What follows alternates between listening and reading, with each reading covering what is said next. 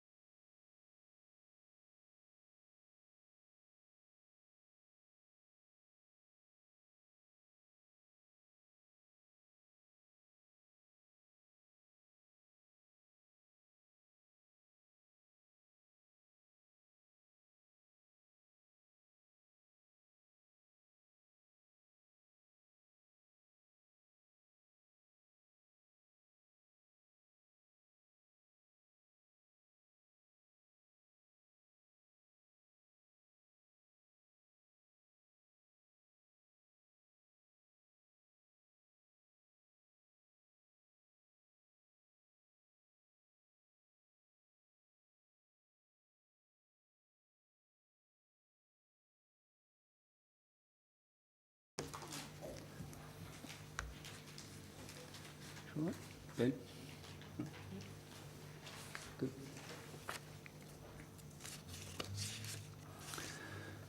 Welcome gallery, staff, viewers online and councillors to Richmond Valley Council's Ordinary Council meeting Tuesday the 18th of November 2025. I'll open the meeting with the acknowledgement of country. Richmond Valley Council recognises the people of the Bundjalung Nations as custodians and traditional owners of this land, and we value and appreciate the continuing culture connection to lands, their living culture and their unique role in the life of this region in the past, present and future. Mr General Manager, could you read the prayer, please?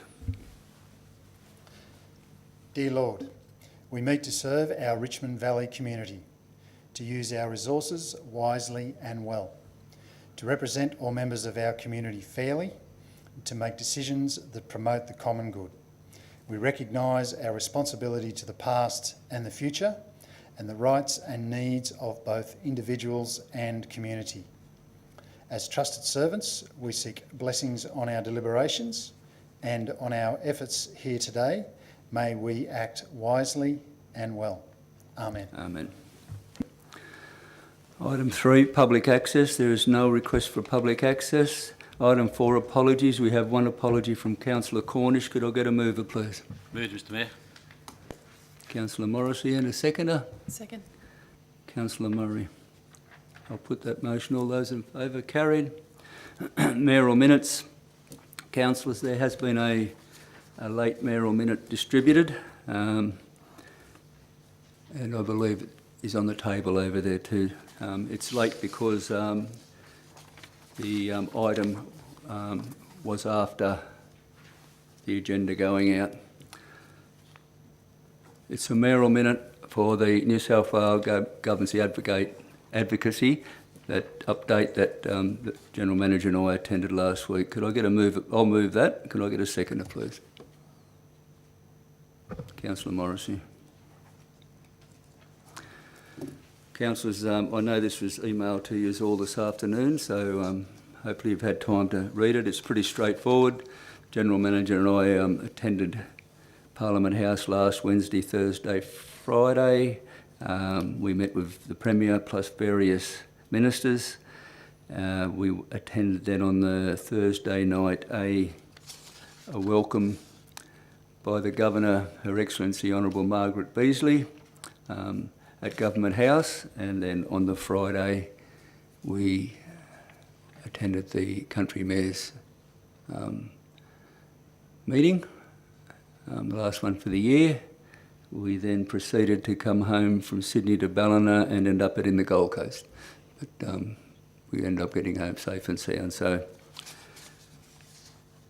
I've moved that. If there's any questions out of it, it's very straightforward. One thing I will comment on the bottom of page 3, we got a positive hearing from everyone, but the government, as it reads, the government light financial promises position is a challenge in finding funding to support councils with infrastructure. They are exploring a range of funding options, including low interest loans, but no commitments could be made, and that comes straight from the Premier. So they're talking to Treasury on a lot of issues, but it's money's pretty tight, even in the state government just at present. So we can only hold our breath, and we've done our best on behalf of our community, but as I said, we did get a very good hearing no matter where we went. Any questions? Councillor Murray. You might be anticipating my question, but mine is in relation to the Minister Camper's Policy Director meeting, which focused on events and tourism. Just after an explanation why the truck show was the only event that seems to have been addressed or discussed in that meeting, and how did the choice of choosing that particular event relate back to the Destination Management Plan, and also an update on where that Destination Management Plan is at and when that's due as well? Well, the truck show was mentioned, and we did talk about other events, but the truck show was the main one because we're trying to get some funding for that. If we can get major funding for that, that will help. The money that goes to the truck show now could be spread through the area for other festivals and things like that. So that's a biggie. We also talked to a couple of ministers about that, especially for transport, because the trucking industry celebrates the industry in casino. We have fears that one day it may go other places, because it's the industry is all over Australia. So we want to keep it in casino, and we need funding to make it grow, because if it doesn't grow, I'm pretty sure somewhere else will start thinking, oh, we could do this. So Probably might rephrase my question if I can. The Destination Management Plan says that it's a whole of region approach, so just wondering how the discussions wrapped up a whole of region tourism and events strategy and how that was represented in that meeting? Well, we just talked about other festivals, but mainly it was about the truck show. You get a half an hour to go in there and talk, and by the time you get in, settle down, go through the niceties, you just haven't got time to sit there for an hour. You have to nail down what we want, and just at present, the major funding we are trying to get is for the truck show. So that's why I approached that. Okay, and I think it's challenging when you're looking at the Destination Management Plan, and I guess what the status of that document is. In my view, it would be great to have that completed right for the next 5 years, so we have a strategic conversation with these key decision makers around funding. My concern is that if we don't have our Destination Management Plan done now. I think it was done 5 years ago. I think it's coming up to be due again at the end of the year. It's going to be expired on the 31st of December, as I understand it.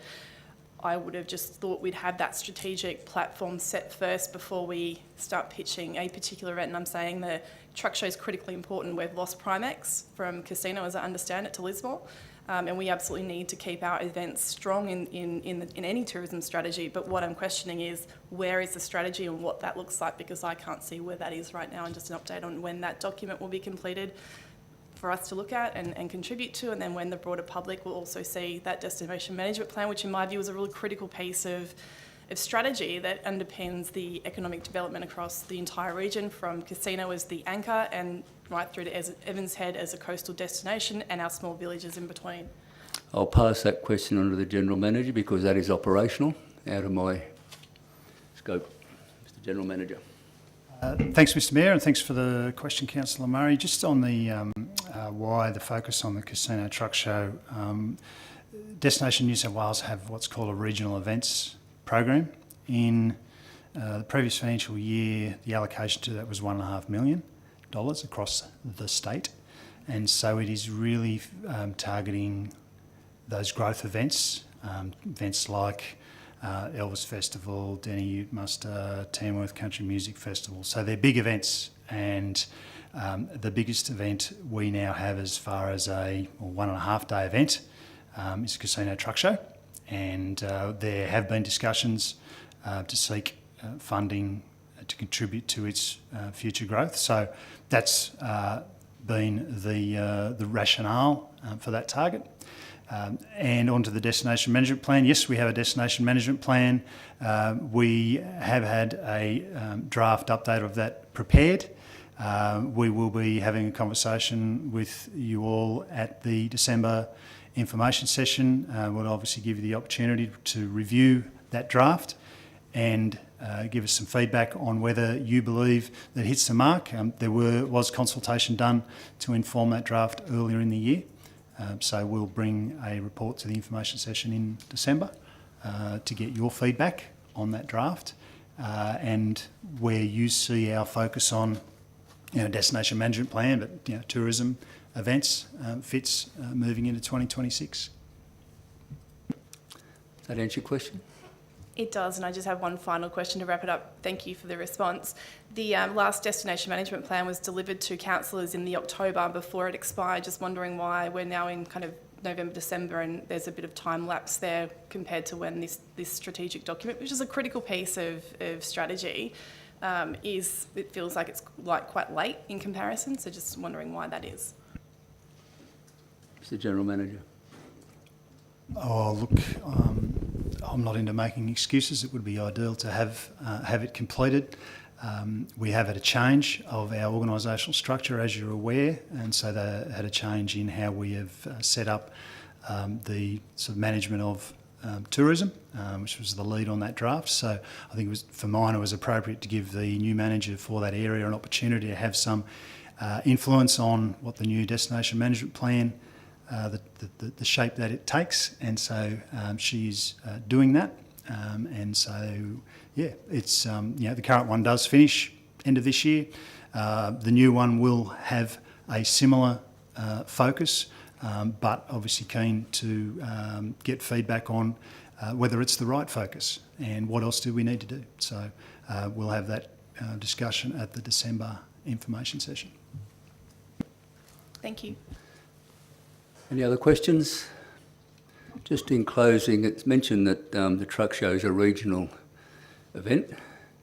It's bigger than a state event, it's an Australian event. And there's no truck show anywhere in Australia that rivals it.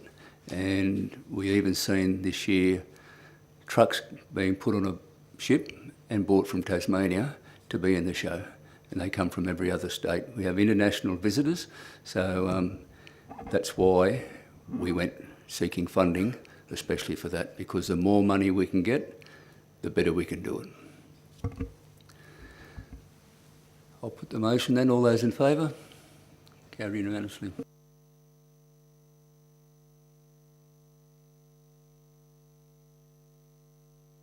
Over to page 6, confirmations of the minutes. I'll get a mover, please, of the ordinary meeting held on 21st of October 25. Move that, thank you. Councillor Humphreys, and a seconder. Second, Mr Mayor. Councillor Morrissey. Is everyone okay with the accuracy of those minutes? Put the motion in. All those in favour? Carried. Page 7, item 7, matters arising out of the minutes. Any councillor got any matters arising? We'll move on then. Declarations of interest. Any councillor got a declaration of interest? Mr General Manager, sorry, that's a long time ago. Councillor Walker. Thank you, Mr Mayor. Two items, both non-significant, non-financial. In item 19.1, a DA was issued to the RSM Club, which is my employer, for the Royal Hotel, and I note that. And for item 19.2, the grant applications, there is a grant being awarded to the Casino Youth Hub, which is also controlled by my employer. Do you need them in writing or you right? No, Okay. No, I think they're clear, and You Mrs have those, Clark will Mrs. note those. You right? You tell us when you're ready. You good? Okay. Thank you. Mr General Manager, any declarations of interest been handed to you? No, haven't received any. That's where I was going to when I called you. Thank you. And no councillors. Petitions, nil. We go over to page 8, item 10.1, a notice of motion from Councillor Hayes. Councillor Hayes. Yeah, thank you. I'll just read out the notice of motion as it's written there. That council notes the retirement of Woodburn's local police officer, Senior Constable Adam Bailey, provides a letter of recognition to Mr Bailey and his family, thanking them for their dedicated service to the community, particularly during the 2022 flood rescue operation. You'll move that? Yeah, I'll move that. Yep. Seconder? Second that. Councillor Murray. Councillor Hayes. Look, I'd just like to run through what's written there so it's on record. Senior Constable Adam Bailey and his family have been valued members of the Woodburn community for many years, actively involved in community activities and supporting local families in challenging times. Senior Constable Bailey's courage and commitment during the 2022 flood rescue operation was outstanding, helping to save many lives within the small community. He was responsible for coordinating the rescue of up to 400 people, along with the local SES and approximately 20 locally skippered boats. I'll just move away from that for a minute. I've spoken to Adam in the last couple of days about tonight's notice of motion. He is grateful for the local recognition. He thinks that's very important. He also wants it to be known that he could not have achieved the outcome during the flood and the rescue process if it was not for locals with local knowledge who stepped up at the time of night when the SES deemed it too dangerous to go out and do more rescues, and they put their hands up to make all that happen. So for that, we're very thankful. The rescue operation continued throughout the night of the 28th of February, braving dangerous conditions to ensure community members were safe. Senior Constable Bailey then went on to work tirelessly throughout the next 7 days to take care of the local community. The Woodburn community is deeply grateful to Adam and his family for their dedicated service, and it is appropriate that Council should recognise their long-standing contribution. I recommend this notice of motion to Council. Any other speakers? Councillors, I'd just like to say I got to know Adam during that perilous time. Everything Councillor Hayes said there is correct, but what it fails to say is he was affected badly himself by the flood, not only in his residence but also his property. He owns a farm, and it took him a long time to recover, but he put all that aside to be there for the community, so I 100% support your notice of motion. Any other speakers? Right, a reply. Oh, look, Adam's he's very humble. He doesn't believe in medals and stuff like that. But the local recognition is something that he's really proud of. And he's left the police force now, and he's going to be a local cane farmer.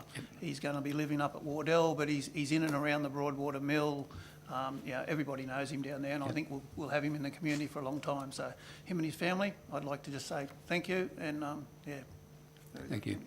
And thank you for putting the notice of motion up. That closes the debate. I'll put that to a vote. All those in favour? Unanimously. Page 9, item 11.1, mayoral attendances. I'll move that. I'll second, Mr Mayor. Councillor Morrissey. I'd also like to include, if I can, I should have done this before I moved it, but on the 25th, I attended the Fire and Rescue Regional Firefighting Championships in Casino. I just didn't want to leave that out and think that they were forgotten. So if I could add that too, please, that be included in the motion. Right with the seconder. Questions? Put that motion. All those in favour? Carried.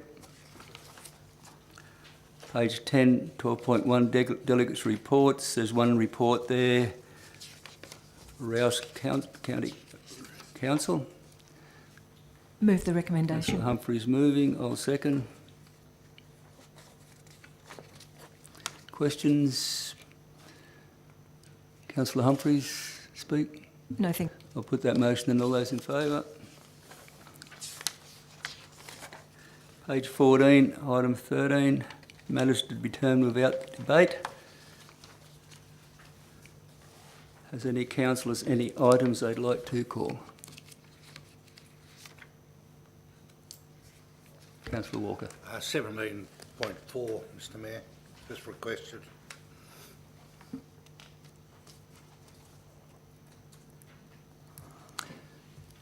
Other councillors? Right, I have 17.1, 17.2, 17.5. So, Mr General Manager, I believe we need a motion for 17.3. Could I get a mover, please? Move that way. Seconder? Councillor Morrissey. Put that motion and all those in favour? Carried. Councillor Walker? Thank you. Carried.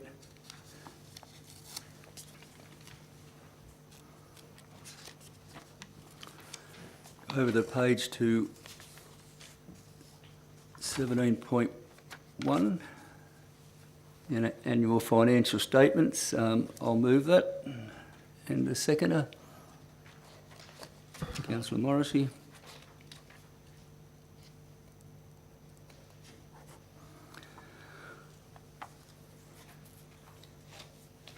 Councillors, it's good to read on page 15 that Council's overall financial position remains strong, with net assets of $1.208 billion. The report does identify a few performance ratios that have been affected by the recent disasters, but should improve in coming years as we recover. I'll now ask the General Manager to give an update on any further information received since the previous meeting.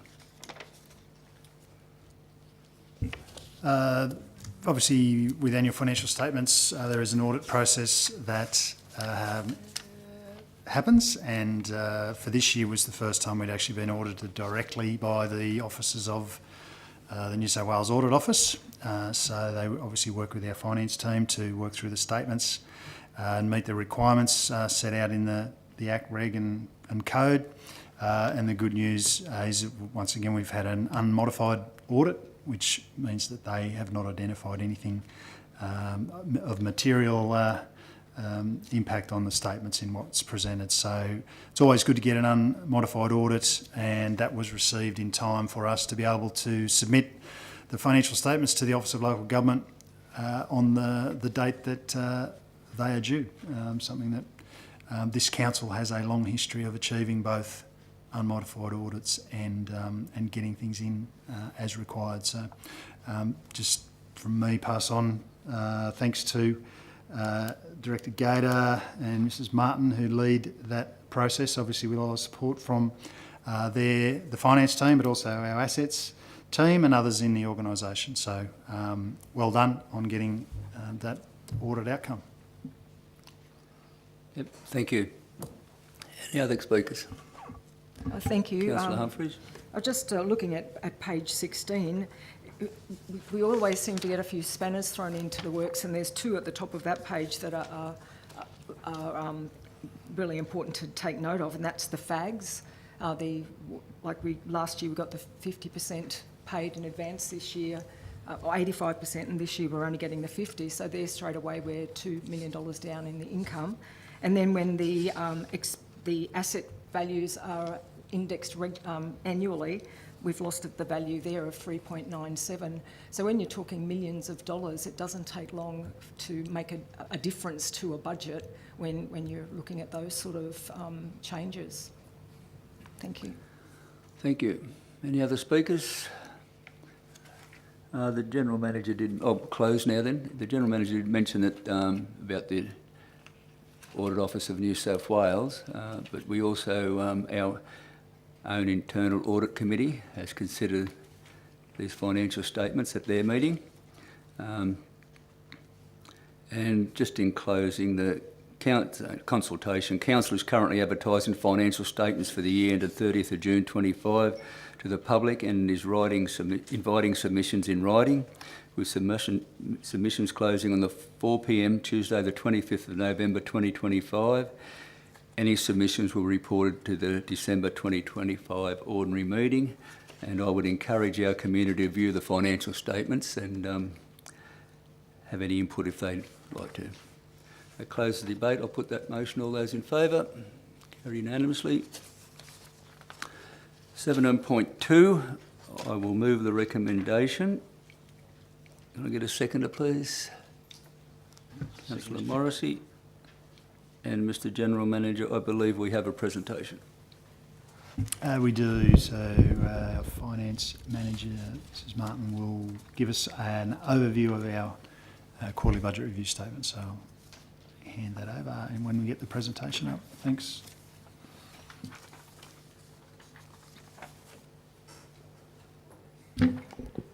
Thank you.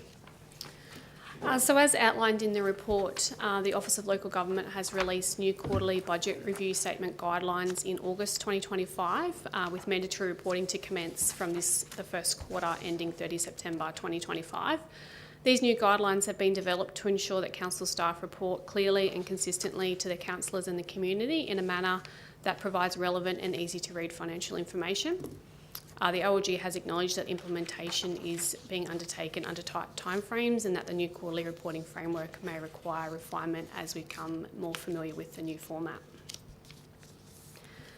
The key changes to the new mandated templates include the layout of the income and expenses by financial statement category, so similar to how our financial statements are laid out, as opposed to operational plan objectives in line with how our original budget is formatted. The new income and expenditure statements are presented for general water and sewer funds separately, as well as a consolidated statement overall.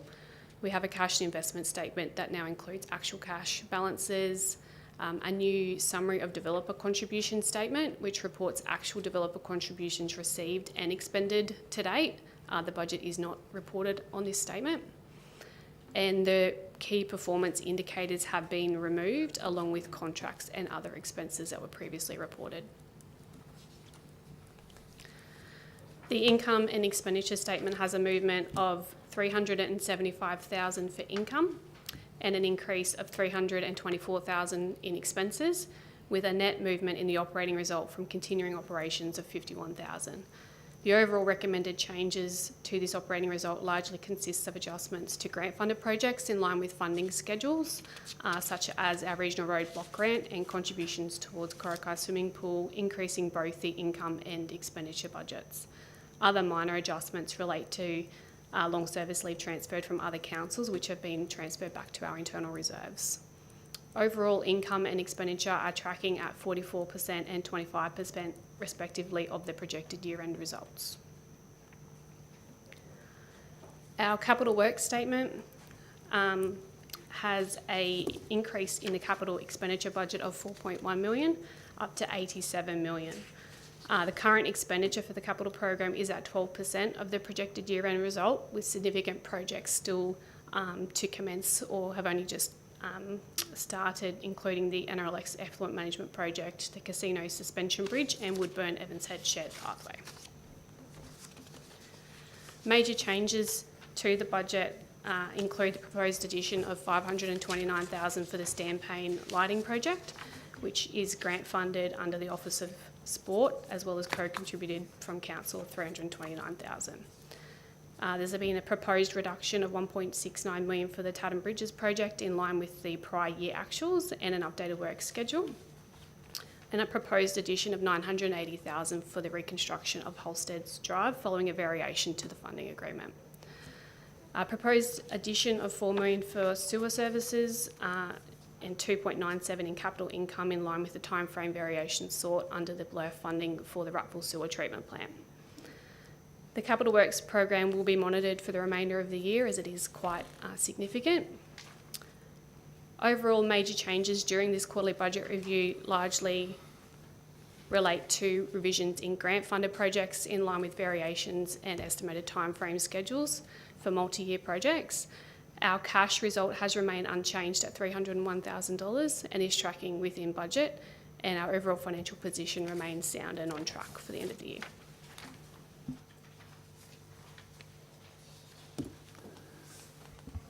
Thank you. Any questions? Councillor Walker. Mr Mayor, given I'm Council's representative on the ARIC committee, would it be possible to get a briefing on those changes so I can fully understand the layouts and changes? Or alternatively, if you'd rather take it to the ARIC meeting and explain either way, I'd like to have that. Mr General Manager. Oh, look, I'm happy to, I suppose, consider that as far as our ARIC framework goes. That's, I suppose, an appropriate thing. I'm happy to, provide you with a further briefing on it. So, definitely something we consider. I think the ARIC meeting is on next Wednesday. So we can, happy to take that on notice. And but, if there's clarifications required, obviously happy to share those with you. It's just important that someone understands the changes, that's all. And reading it at a council meeting, a quick presentation, hard to absorb. Yep. And look, I'm comfortable with how we fit that into our. I just need to check the ARIC guidelines and all those things, that how these things are set up. That's appropriate. But whether that's something we do on a quarterly basis, just so that, and I'm sure it would potentially be of interest and use for the other ARIC members as well as Councillor Walker as Council's representative. So we'll happy to take that on board, and we'll come back to you with what we're doing with that. I had written a note here from the document you shared about the new mandatory reporting to commence, and a comment I'd like to, Mr General Manager, an answer is, was there any notice or consultation of proposed changes in advance, and what impact will they have on future reporting for our staff? I'm happy for Mrs Martin to answer that one for us. Thank you. So the OLG released the draft guidelines in March of this year, so earlier this year, in a PDF format. So there was no template available at that point. It was just a Word document outlining the proposed changes and what they were attempting to achieve with the revision. There was some feedback provided by a number of councils. They did have, for example, a statement in there for waste fund, which was removed, as it is generally reported under general fund. So they did take on board some of that feedback. In August this year, they released the final guidelines along with following a template. Once councils received the template and were able to fiddle with the data and stuff, there was quite a number of questions that come about of that. Hence the presentation and that they provided to us, or the meeting that they held where people could ask questions. There's quite a lot of feedback provided on those templates at that point in time, which they took on board and later provided some further documentation around that. It's not a dissimilar format for us. Like, it's in same as our financial statements. There's quite a lot of work that goes into preparing those at the end of the year. So for us to now be, I guess, expected to do that quarterly is quite onerous, and there will be some items that we can't adjust perfectly every quarter. It's just not feasible for us to do that. But now that we've got it set up, the challenge for us this quarter was to get it set up in that format. So as we progress and become more familiar with it, it should become easier for us. Thank you for your answer and thank you for your presentation. Any other questions or speakers? Mr Mayor, I just Councillor was keen to see that there is a budget being allowed there for the Rapville, the acoustic treatment of the Rapville Community Hall. There'll be a lot of very happy people out there. I've been to a couple of the events, as I'm sure others have, and the acoustics in the hall are quite ordinary at the moment, so that was really good. I just wanted to ask, I was just curious, and I'm sorry if I've missed it somewhere, I was just curious and wondering if, because the reporting on the key performance indicators have been removed, has their importance been downgraded at all? I was just surprised to see them. Mrs Martin?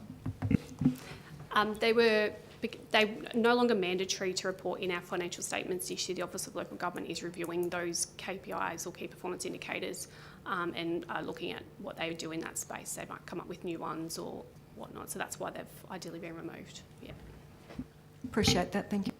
And is it potentially that with the financial data of this scale that annually is sufficient to see a trend over a period of time? I'm actually asking the question, was that a viewpoint that was considered as part of that? Was there any commentary around that? Because quarterly is quite a bit and useful, but you can have indicators too often. Yeah, and it is difficult. I mean, for example, we levy our rates at the beginning of the year, so your income spikes as, you know, at the start of the year, whereas some other income's received over the course of the year or the expenses are incurred over the course of the year. So to report on that quarterly might skew those results, if that makes sense. So, yeah, there's a number of reasons. Councils all have different circumstances. We're impacted by disasters more than others and vice versa. So, yeah, they're trying to come up with something that's more, I guess, covers all bases. So it'd be interesting to see what they come up with. So just as an example, just from an understanding perspective, so early in this financial year we received our payment under the tripartite agreement from Transport for New South Wales, and that was to the value of 20 plus million. It's over 20 million, which has obviously contributed to the revenue side being high, but that's obviously for projects that are some delivered, some underway, some still to be done. So I'm just using that as an example of where quarterly data can skew a result because your revenue comes in lumps. So that's, again, just another factor that you've got to take into account. Thank you both. No questions? Put that motion then. All those in favour? Carried. 17.4, I believe Councillor Walker called it. Thank you, Mr Mayor. It was just a question. In the recommendation part 2, it says that the council continues to liaise with the casino food company. But my question is, continue means there have been discussions. Could someone outline for me when those discussions were held, what they've led to and what will be continuing? Mr General Manager.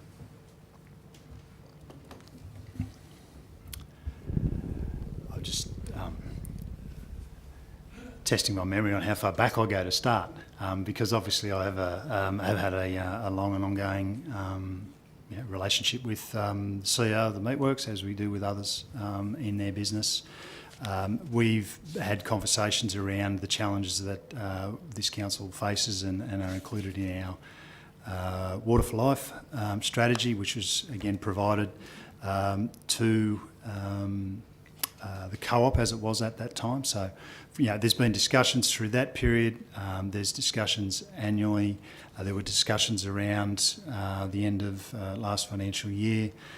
There was discussions leading to obviously around when the notice of motion was passed. So on my return from leave, I've had discussions with the CEO. Did that last week. Actually stepped through or gave the opportunity to step through a draft of this paper, given the information that is in it, and that it does include quite a bit of information about their business. So that occurred again last week, and I had another conversation with him this afternoon. So they're regular. Also gave him the good news that their recent DA has been determined for the anaerobic lagoon project that they've been working on and working with our team, which again we've had other discussions about over the last few years with our proposed biohub and how they get better value from some of the byproducts and outputs from the facility. So they're many and varied, but there've definitely been conversations about the need to review pricing. CEO also attended an information session earlier this year with all councillors, but obviously there will be a need for those conversations to be more regular, I'd suggest, over the next few months. Need a mover. You moving? I'll move it, Mr.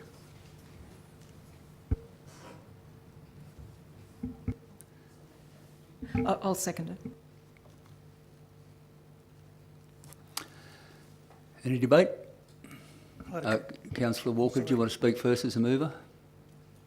No, Mr. Mayor.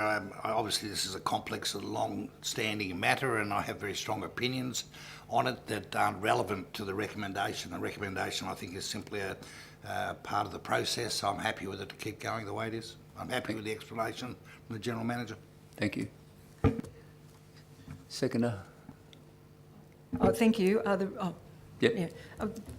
Basically, the report gives very good information as to why we do need to progress this, and within the next 12 months have some sort of, hopefully, have something in order to present to the community again. There's lots of information in here that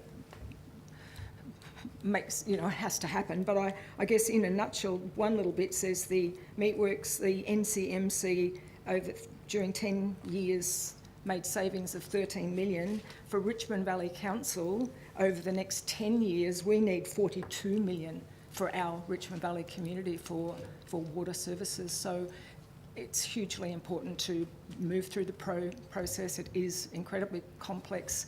It's another part of our community, and we just need to make some progress within the next 10, 11 months. Councillor Hayes. Yeah, just to follow on what Councillor Humphrey said about the money side of it. The table on page 31 used the 23-24 figures to project that they've had a saving of $1,545,000 in that 12-month period. They neglected to mention that in the next year, the 24-25 year, they had a saving of $2.5 million. It's quite a steep rise in one year, and it's not mentioned in the report. They pulled out the 23-24, but not the 24-25 figures. So it's rising quickly. Now, we've been playing with this for a few years now. I think it's pretty important that we get onto it and sort it out. And the other thing is the report that we're going to get under Part 3 prior to the budget preparation, when will that be? How long away is that report? So we generally brief you on the draft budget in May. We'll have to think about how we do that under the Code of Meeting Practice requirements, depending on where that lands. But generally it's sort of through May, but obviously the draft budget goes out from the May meeting and then is adopted by Council at the June meeting, and that obviously also includes the revenue policy, which sets the fees and charges across our whole business. So I'd envisage that you will be briefed on this from February through to that point in time, and we'll give you regular updates, and we'll have to navigate what we are and are not able to brief you on, given there will be potentially confidential matters that we'll need to discuss. So yeah, it's going to be, it is a complex issue, and it's clearly an issue that's of interest to the community, and we'll need to step through that carefully, be as transparent as we can be, whilst also considering the confidentiality of both council but the other stakeholders. Councillor Hayes. So in the next 12 months, from 1st July this year gone till next June, could possibly cost another, they could possibly get a benefit of another $2.5 to $3 million out of this contract. Obviously the savings that are projected in the report is to give an indication of the gap, and the gap is dependent on the industry, and so it does highlight the fluctuations that any agricultural industry faces, and so they're the numbers that have been going through the co-op, now food company, over the last 2 years have certainly increased from where they were in some of the prior years. But it can be a bumpy road, and so that's why the figures go up and down a bit, and I think that's where the 10-year sort of trend is potentially a better indicator. And so if you look at that over 10 years, 13, so that's 1.3 per year. With data and trends, depends what you look at. We have done our best here to provide you with facts and a balanced assessment of where this is at, to give you the information you need for us to step through that process and make informed decisions as we move through that over the next 6 months.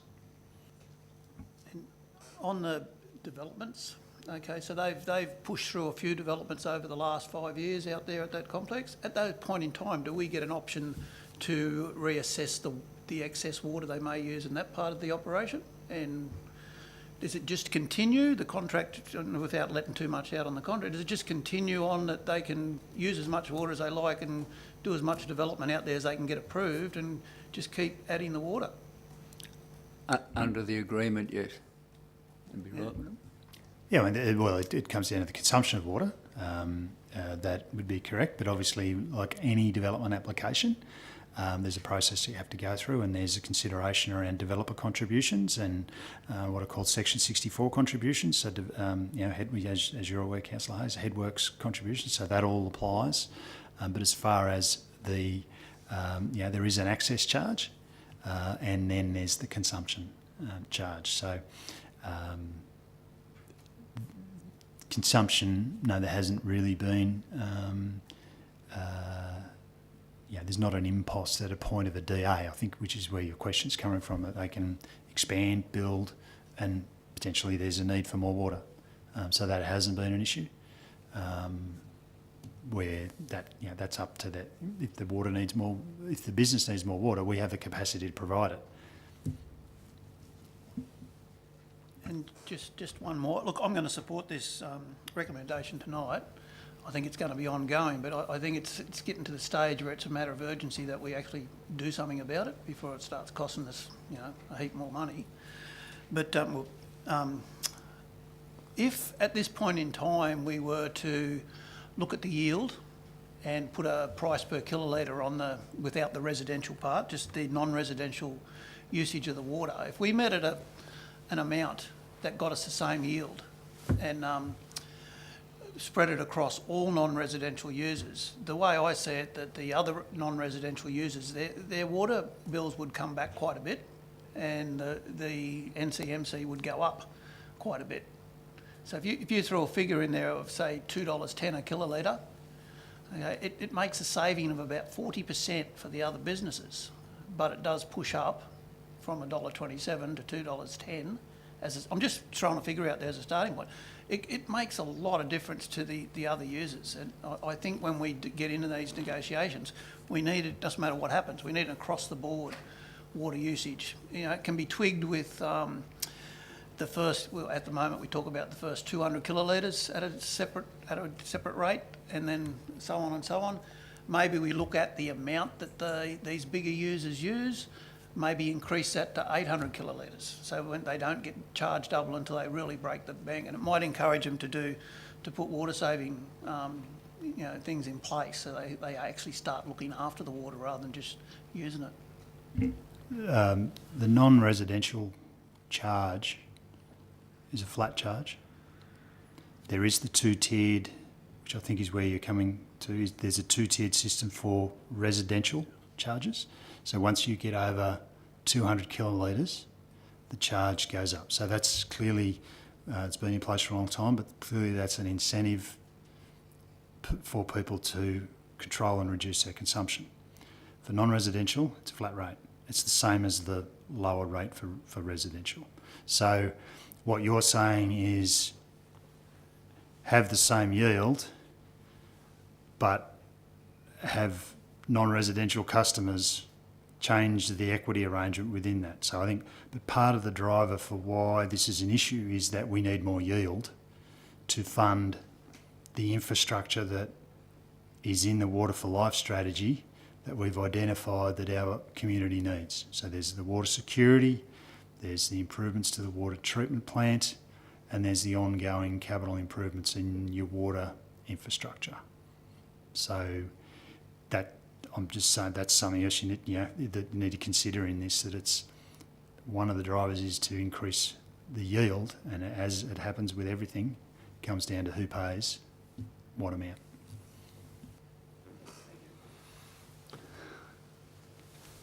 Any other speakers?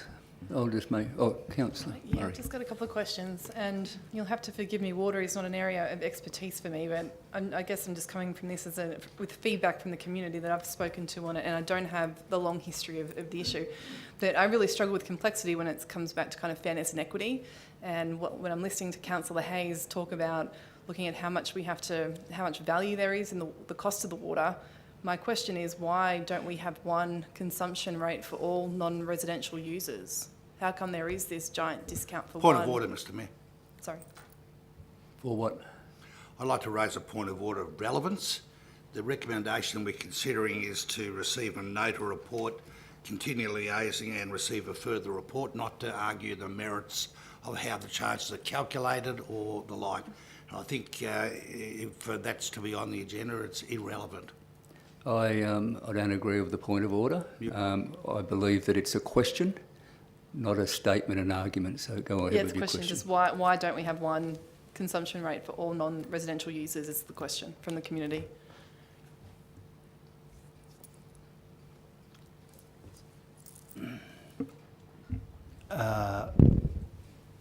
So I'm just pausing for a moment to just contemplate risk and confidentiality, but I can understand why General Manager's been a bit guarded, because sometimes this will end up being a bit of an issue in the future, and what is said sometimes can be taken out of context. So, I'm just, Mr. it's General just Manager. a question that has come to me through different community sources, and again, I will say I'm not across the long history of it. It's just a question that's come through. It's not about the question; it's about the answer. Okay. Well, yeah, and answer that in a way that is, you know. so there is an agreement between Richmond Valley Council and at the time it was the Northern Cooperative Meat Company. It was in 2012 that put in place the water charging arrangement, and it has been in place since that time. And so it was on the basis of obviously and it's touched on in this report, the significant economic contribution that business has made over a long period of time to Casino and the Richmond Valley, and the number of jobs that it generates. And just to touch on another piece of information that's relevant that's in the report, is that you can see that this is not an uncommon thing in local government areas in New South Wales that have abattoirs to this day, as in a differential pricing for a large water user, and it's often done to support that business and to maintain that business in an area, which again, my understanding was certainly one of the drivers of that decision that was made back in 2012. Answer your question. Thank you. Yeah, and there was just one more. There was a question that was, and I'm going to hold on that question. Thank you. Councillor Hayes. Just to back to when I asked those questions a while ago, on page 33. Is this a question? Well, it is. It's relevant to what I said before. You have So, I mean, spoken. it's not an extra question. It's just it's about something that the General Manager Okay. said before Sorry. about water charges? Yeah, you can ask a question. That's what I said. Is it a Okay. question? So- yeah, Because you so have on- spoken on before. page- Yep. On page 33, the General Manager said to me a while ago that non-residential consumption charges didn't have a limit of 200 kilolitres. So why in that table does it say non-residential consumption charges are $3.48 per kilolitre for the first 200 kilolitres? What happens after that? That's a mistake, is it? It's an error. Okay, thank you. And that's Well, why there I isn't, brought it up. so that's why you've raised it, but Yeah, that's, thank you. I'd suggest that's the old cut and paste. I forgot to chop the end off it, so apologies for that. I understand where you were coming from, but no, that it's that flat figure. Any other councillors? I'll just make a quick statement that, councillor, this has got a long way to go. There is interest in our community. I've been contacted since this report's come out, and I support the recommendation and believe it is timely to investigate a water pricing review as we prepare for our 2026-2027 financial year. I can't see it being done any quicker. There is a process we have to go through, and I look forward to this being resolved.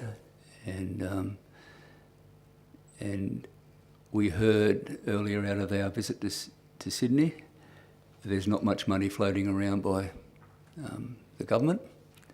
And if we have to do upgrades, which we do, and just bear in mind all businesses need that so they can carry on with their work, there will have to be this water pricing review and structure. Any other speakers? Councillor Walker, right a reply. Thank you, Mr Mayor. I support the recommendation tonight. As I said before, it's about continuing the process, but I'm not trying to argue the pros and cons and merits of that tonight. That is for another time. But it is an important, it is a complex issue, and ultimately it is to be a partnership between the council, the community and the food co-op. It can't be any other way. I remember back in 2012, but not everything. But I do remember the words in perpetuity being included in the agreement. But that, I'm sure, has been subject to lots of legal opinions since. So I'd really need to be brought up to date on a lot of the legalities to establish where I sit. But as part of the process, I agree entirely that the matter should be reviewed. I agree entirely that the position of the co-op or the food company has changed, as has the community, and I think it's only fair and reasonable that we allow the staff to bring that report there. But I think trying to make judgments or cherry pick parts of the overall complex matter is premature, and we should allow the time for the staff to put it together properly, bring it to us with all those legals and assessments of where that agreement stands, and then debate it on its merit at the time. But tonight, I support the recommendation as presented. Thank you. I'll now put that motion. All those in favour? Carried unanimously. Councillors, we now go to 17.5, and I will move that recommendation. Seconder, Councillor Morrissey. Councillors, this is just to make a quick statement on this report. It's a very informative annual report that shows council is working hard in the disaster recovery and is also delivering essential infrastructure and services to our community, which is highlighted in a snapshot of the achievements on page 36. It does highlight we're out there, out and about. So is there any other speakers? Just to pull this out, give an opportunity. Well, Mr General Manager, did you want to make a comment on this at all, this item? I just encourage people to read the annual report, and it's a good snapshot. Obviously, annual reports can be a long and arduous read, but we've tried to make it punchy and informative, and highlight our key achievements. Certainly doesn't include everything, so worth a read for those interested, and just obviously want to thank our RVC team who deliver everything that contributes to those outcomes. So thanks, and obviously thanks for the support of councillors and the role that you play in supporting us to do that. Now, the speakers, well, just in closing, Mr General Manager, I would ask that you pass on Council's appreciation to all staff members. It's highlighted what they do for our community in that report, and a special thank you to those involved in preparing the annual report. If you could pass that on, please, on behalf of Council. All right, I'll put the motion. All those in favour? Carried. Unanimous. Over to page 39. Item 19, matters for information. Has any councillors got... Sorry, first of all, I need a mover. I'll move, Mr Mayor. And a seconder. Second. Councillor Murray seconding. Councillor Morrissey. No, thank you, Mr Mayor. Councillor Murray. Nothing, thank you, Mr. Any other councillors have any items they would like to discuss? No? I'll put that motion then. All those in favour? Carried. We now go to page 54, questions on notice. Has any council? There is no questions on notice. Has any got it? 21, has any questions for the next meeting in writing from councillors? Nope. I now need a motion to go into closed council on item 22. Could I get a mover, please? Moved, Mr Mayor. Councillor Morrissey, and a seconder. Councillor Hayes. Mr General Manager, has there been any written representations made regarding the meeting going into closed council? No, none received. Are there any verbal representations from the members of the public? I'll put that motion then. All those in favour? Thank you for the gallery for attending tonight. There will be the resolution of closed council read later in the meeting. Have a safe trip home, everyone.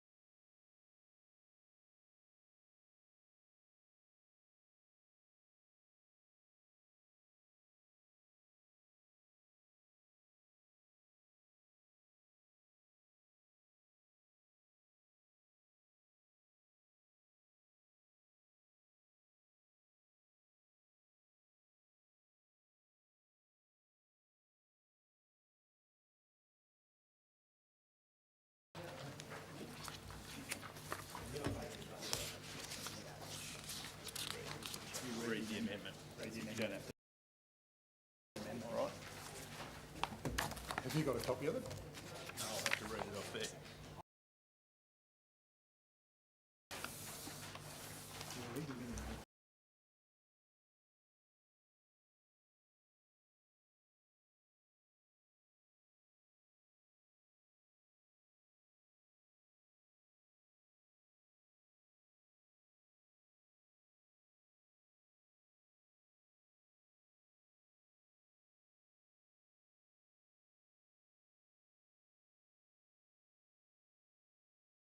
General Manager, could you read the resolutions of closed council, please? I'll hand it over to Director Zeller as they are both his items. Thank you. In the item 22.1, tender VP 467838, construction of the Casino Rugby League clubhouse. Resolved that 1, Council declines all tenders for tender VP 467838, construction of Casino Rugby League clubhouse upgrades and extension due to all submissions being higher than the budget allocated for the works. 2, applies clause 1783E of the Local Government General Regulation 2021 to authorise the General Manager to enter direct negotiations with suitably qualified contractors with a view to procure works that provide Council with the best outcome, both from a financial and delivery perspective, and to finalise terms of the contract or agreement and fixing the seal of Council where necessary. 3, notes that the outcome of the negotiations will be reported to Council for information at a future meeting. And in the item 22.2, proposed extension of the Peterson's Quarry lease, Council resolved that Council notes the formal request from Kiss Quarries Proprietary Limited to extend the term of its lease for the operation of Peterson's Quarry, Coraki, with Richmond Valley Council from 2030 to 2055. 2, Council authorises the General Manager to negotiate the final terms of the lease extension with a royalty rate not less than the current agreement, inclusive of road contribution charges and subject to continued consumer price index changes over the term of the lease. And 3, the General Manager be authorised to finalise the draft lease agreement and return the matter to Council for determination at the December ordinary meeting. Thank you. I'll now close the meeting and wish everyone a safe trip home, and thank you for those viewers online.